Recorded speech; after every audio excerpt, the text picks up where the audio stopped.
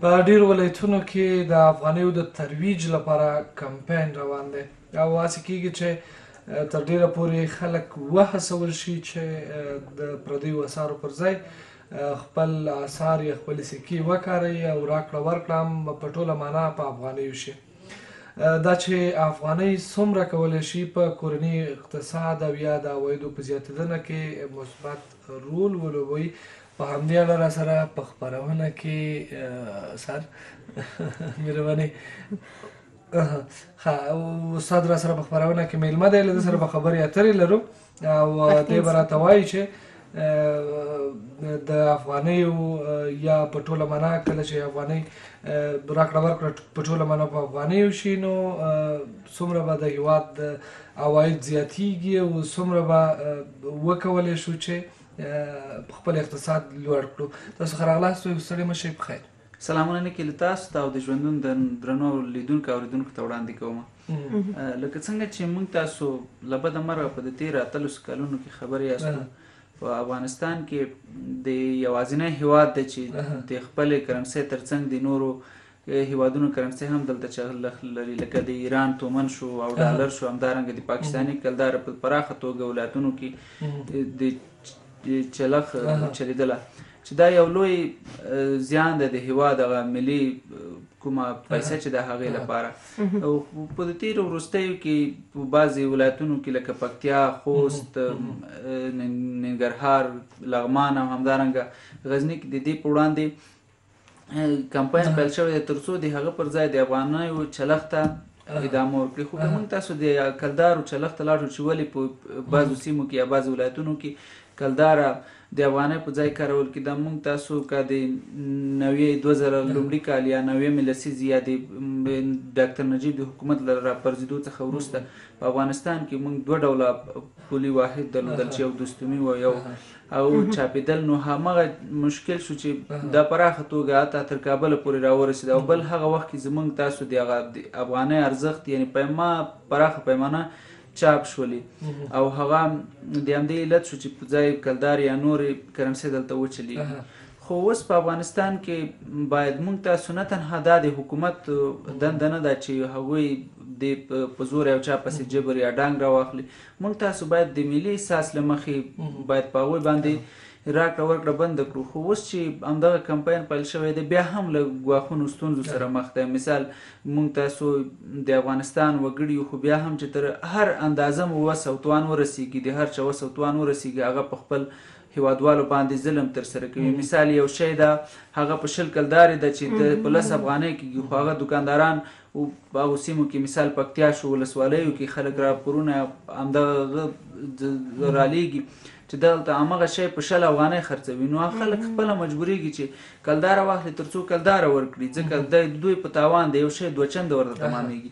او بل یو علت چې دی په افغانستان کې موږ تاسو داخلي تولیدات په ډیره کم اندازه لرو، یعنی هغه تولیدات نو موږ تاسو یا په ډالرو اخلو چې افغانستان ته راوړل کېږي هغه توکي، یا په نورو پیسو باندې اخلو، چې دا هم یوه لویه ستونزه ده. مثال د هغه قیمتونو یوه نه کنټرول چې دی باید کنټرول شي. او دا موږ خبرې هم لا چې څو کاله وړاندې زموږ د جازې مدني ټولنې له لورې د کلدا د افغانۍ د رواجولو لپاره یو کمپاین پیل شوی، نو بیا د دکاندارانو همدغه ستونزه کول یادونه کوله چې په افغانستان په دغه ولایتونو کې هغه تجاران چې موږ ته مالونه راکوي هغه په کلدارو راکول کېږي، چې هغه موږ د افغانیو په سمه توګه محاسبه نشو ورته کولی، ځکه د افغانستان زیاتره وګړي هغه دکانداران د هغه حتی تر 2 محاسبات څخه نه دي برخمن چې هغه په سمه توګه بدل کړي. نو که چیرې دا زموږ لوی تجاران هغه دغه کارونه وکړي تر څو دغه خپل مالونه یا توکي چې رالیږدوي هغه په افغانیو باندې ورکړي، نو دا به دکاندارانو لپاره اسانتیا برابره شي. همدارنګه که موږ تاسو کابل کې وګورو بعضې شرکتونه فابریکې شتون لري چې کارمندانو ته معاش په کلدارو باندې ورکوي. دا یوه لویه ستونزه ده، باید دې ته پاملرنه وشي. استاد راځو دې ته کله چې یو هیواد د یو هیواد په ډیری ولایتونو کې مثلا د بهرنیو هیوادونو پیسې چلیږي یا مروجې وي، لکه پاکستاني کلداره چې زموږ په هېواد کې د ننګرهار او کونړ او لغمان او دې ته ورته غزني او پکتیا او خوست نه نیولې، په ګڼو نورو ولایتونو کې دغه چلېدله. بېرته اوس موږ هڅه کړې چې افغانۍ وچلېږي. دا څومره د نورو هغه پیسې چې مثلا کلداره تر ډېره راغورځېدلې ده، څومره پاکستان ته ضربه رسولې او څومره یې زموږ هېواد ته ګټه رسولې؟ تاسې ګورئ کله چې د کرنسۍ ته ضرورت ډېر پېښېږي په هماغه اندازه یې بیه لوړېږي. مثال موږ تاسو هغه ولایتونه لکه ننګرهار شو، پکتیا شو، خوست شو، کونړ شو، حتی غزني کې کلدارې چله خو نو دا روزانه راکړې ورکړې کې کلدارې ته به اړتیا پېښېدله، نو چې همدغه په اندازه چې څومره هغه تقاضا زیاته شي نو قیمتونه لوړېږي، کلدارې بیه به جګېدله. خو اوس چې افغانۍ ته تقاضا زیاته شوې ده، یعنې خلک افغانۍ غواړي، تاسې ګورئ په ډېره پیمانه د کلدارې په وړاندې حتی د ډالر په وړاندې خپل ارزښت لوړ کړی دی، چې دا ښکاره د دې ښکارندویي کوي. کله موږ تاسو په خپلو افغانیو باندې راکړه ورکړه وکړو نو په ډېره اسانه توګه کولی شي چې زموږ تاسو د هغه پولي واحد ارزښت لوړ کړي. چې په دې حکومت کې یو ښه کار دغه وشو چې په هغه کوم قراردادونه چې مخکې په ډالرو باندې ترسره کېدل هغه اوس په افغانیو باندې ترسره کېږي، چې دا هم د هېواد په اقتصاد یا د هغه پولي واحد د ارزښت په برخه کې ډېره مرسته کولی شي. خو که کله موږ په بهرنیو اسعارو باندې راکړه ورکړه کوو، مثال موږ دلته په پکتیا کې د ورځې میلیونونه معاملې کته پورته کېږي چې دې ته میلیونونه پیسې پکار دي. که چیرې موږ افغانۍ کاروو نو موږ تقاضا افغانۍ ته زیاتېږي، او که په مقابل کې نورې کرنسۍ کاروو دا به د هغوی ارزښت زیاتېږي.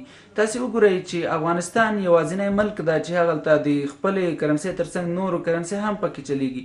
موږ په 2011 کال کې هندوستان ته لاړو، حتی په میدان هوایي کې ته نشي کوی چې په ډالرو باندې چې یو نړیواله پولي واحد په هغه باندې معامله ترسره کړي، بلکې ته ویل کېږي چې د لاړ شي هغلته صرافي شتون لري، دغه بدلې کړه او ما ته په خپلې کلداره باندې معامله ترسره کړه. استاد اوس چې خبره تر افغانۍ شوې ده په هغه ولایتونو کې چې تر ډېره پورې پکې کلداره رایج وه، حتی په بغیر له بانکونو نه نور په هر ځای کې کلداره استعمالېده او کلداره به خلکو ورکوله، اخیستله. هغلته هم اوس افغانۍ اخیستل کېږي او په ډېره پیمانه باندې افغانیو ته ضرورت هم موږ تاسې ولیده چې وه. دغه اقدام به د هېواد په اقتصاد باندې او ورسره د اقتصاد په لوړتیا باندې څومره اغېز وکړي؟ که موږ تاسو ګورو، زموږ تاسو افغانستان هېواد ده چې ډېر په دې 1900 کلونو کې ډېر کمې هغه تولیدي فابریکې جوړې شوي دي. د دې ترڅنګ چې زموږ تاسو په خپلې کرنسۍ باندې تمرکز زیات شي، باید هڅه وشي چې د افغانستان د تولیداتو په برخه کې خلک وهڅول شو چې د خپلو تولیداتو څخه استفاده وکړي. تاسې وګورئ چې نن زموږ تاسو په ګمرکونو کې پراخه پیمانه فساد روان ده. مثال هغه توکي چې له پاکستان څخه راځي، هغلته کوم ماموران یا مدیران چې شتون لري، هغه مثال که د یو بسکیټ یا د یو کارتن بسکیټ هغه محصول 2 چنده کېږي، دوی حتی یو موټر په یو محصول باندې 10 موټره هېواد ته راواردوي، چې دا د هېواد په اقتصاد باندې بد اغېزه کوي. څو ورځې وړاندې یو راپور به تاسې هم لیدلی وي، په هغه کې د چرګانو یو موټر راواردېږي چې د هغه محصول کېږي 15 لکه افغانۍ، بلکې هغه د مامورینو لخوا 15,000 روپۍ محاسبه کېږي، چې دا د هېواد په اقتصاد باندې، یعنې هغه د چرګانو فارمونه چې په هېواد کې جوړ شوي هغوی باندې بد اغېزه غورځوي. دغلته مثال هغوی راځي، هغه زړې چرګې چې هغه د صحي لحاظه هم درسته توګه نه دي، هغه راځي هغه ډېره په ارزانه توګه بازار ته عرضه کېږي. په مقابل کې افغان فارمان یا افغان چرګان چې هغه له ښې کوالټۍ څخه برخمن دي، هغه په قیمت خرڅېږي. نو دلته چې د افغانانو اقتصاد هم ښه نه ده، هغوی ځي هغه پاکستاني توکي اخلي، همدغسې له ایران نه چې راواردېږي همدغسې توکو باندې باید دې ته هم پاملرنه وشي. مثال د خپلو داخلي تولیداتو څخه ملاتړ وشي، تر څو د بهرنیو څیزونو په ځای موږ تاسو خپلو افغاني څیزونو څخه استفاده وکړو. مثال اوس که موږ تاسو یو شی راواردوو، پاکستان له موږ څخه افغانۍ نه اخلي، موږ مجبور یو چې هغه ته کلداره بدله کړو یا ډالر واخلو شی راوارد کړو. که چیرې دې ته هم پاملرنه وشي، د هېواد په اقتصاد باندې به ډېره اغېزه وکړي. دلته زه بیا یادونه کوم چې له بده مرغه زموږ تاسو په اکثره هېوادوالو کې یعنې هغه د هېواد احساس چې باید شتون ولري هغه مړ شوی ده. مثال فیسبوک باندې به دوی نارې وهي چې پاکستان مردباد ولې یو توکی دی چې یوازې 2 روپۍ د افغانۍ مقابل کې پاکستاني توکی ارزان دی، بیا ځي هماغه پاکستاني توکی اخلي.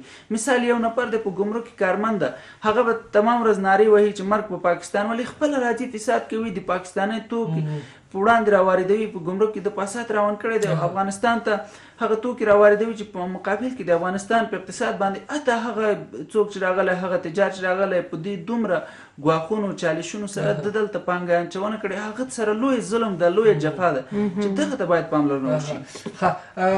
دغه کیسه خو یعنې ستاسو له نظره تر هغې چې ملي تولیداتو ته بازار موندنه ونه شي، عامه پوهاوی یې په اړه ونه شي، تر هغې پورې نو د افغانیو چلښت ګټې هم نشي ثابتېدلی. ګټه یې پولي واحد کې دا ده چې زموږ تاسو هغه به کېږي او پولي واحد به سلسله ارزښت کوي، خو دې باندې باید په داخلي تولیداتو باندې هم پاملرنه وشي، یعنې هغه ورسره اړین دی. له دې ورهاخوا وړاندې ستاسو په خبرو کې مولودي مخکې موږ سره ځینې مېلمانه وو په بېلابېلو خپرونو کې مخکې ورځو کې چې هغوی هم د افغانیو د ترویج کمپاین په اړه مېلمانې کړي وو.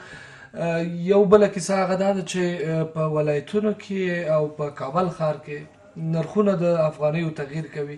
وړاندې به مثلا افغانۍ اخیستل کېدله 1000 کلدارې به یا 1500 یا 400 افغانۍ کېدلې، خو اوس وایي کیسه بدله ده، 1000 کلدارې په 300 بیا د ډېرو په وینا چې 350 او 400 افغانیو باندې کېږي. هغلته داسې شوي یو سرای شهزاده کې معلوم نرخ شاوخوا 1500 دی.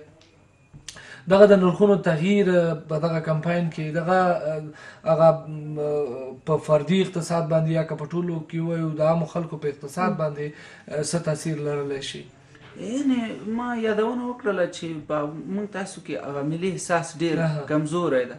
مثال د پکتیا څخه خبرونه را رسېدلي دي، د خوست څخه خبرونه را رسېدلي دي، یا د هغه همداسې ننګرهار څخه خبرونه را رسېدلي دي.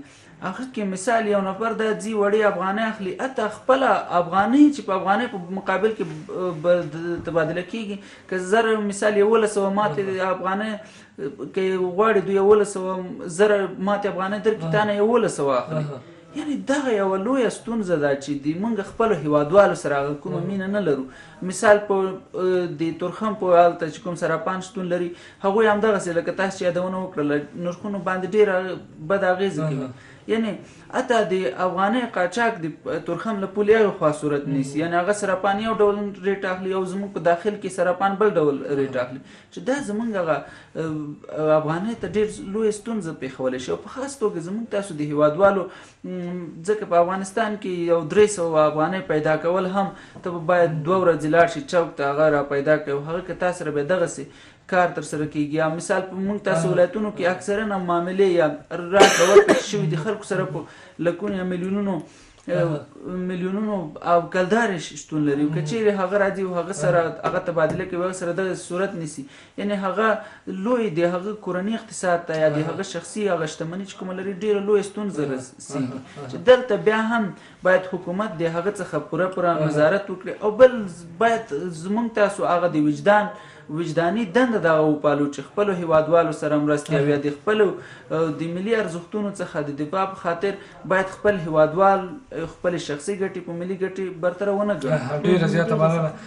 کورمودان خوشحاله اوسېږئ. د افغانیو د ترویج کمپاین او د هیواد او ورسره په فردي اقتصاد یعنې د عامو خلکو په اقتصاد باندې اغېزې په همدې اړه را سره استاد هدایت الله پښتین په خپرونه کې مېلمه وو. مننه له راتګ څخه مو کورمودان.